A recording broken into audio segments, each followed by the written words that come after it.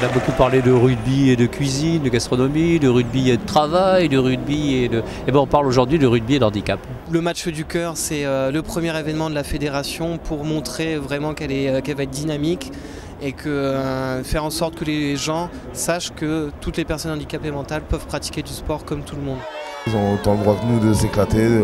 Si c'est leur passion le rugby, ils ont le droit de vivre leur passion et qu'il y ait plus de choses qui se passent pour ces gens. Il n'y a pas de chemin qui mène au bonheur, le bonheur c'est le chemin.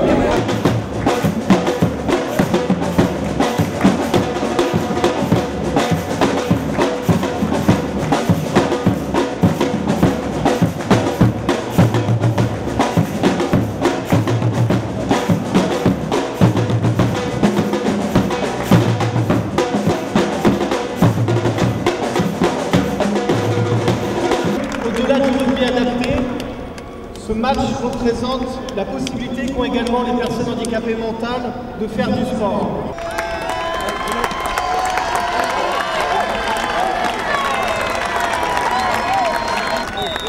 C'est un moyen pour eux de faire partie de la vie de tous les jours, de s'insérer, d'acquérir une autonomie supplémentaire à celle qu'ils peuvent avoir dans les CAT ou dans les lieux de travail dans lesquels ils sont en général au quotidien.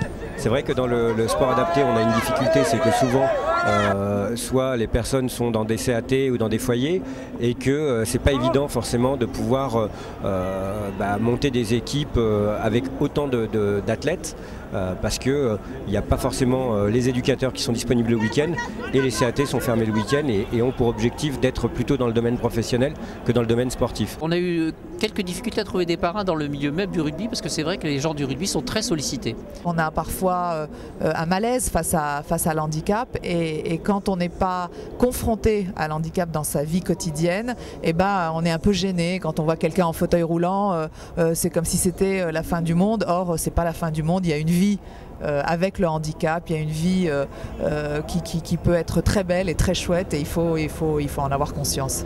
Le public a été assez étonné à la mi-temps quand l'orchestre a annoncé tout ça, quand ils ont vu les joueurs du Stade Français, ça les a interloqués. Le témoignage qui en est ressorti en général, c'était un étonnement par rapport au niveau affiché des joueurs de rugby sport adapté. Les personnes se demandaient vraiment si c'était des personnes handicapées mentales qui jouaient et ils étaient même étonnés par le niveau de jeu affiché par les joueurs de rugby adapté. Si vraiment vous avez des préjugés sur le sport adapté, venez juger de près parce que vous verrez que le sport est présent et comme je dis, c'est du sport bio. On ne se prend pas la tête, même si on a des problèmes dans la tête.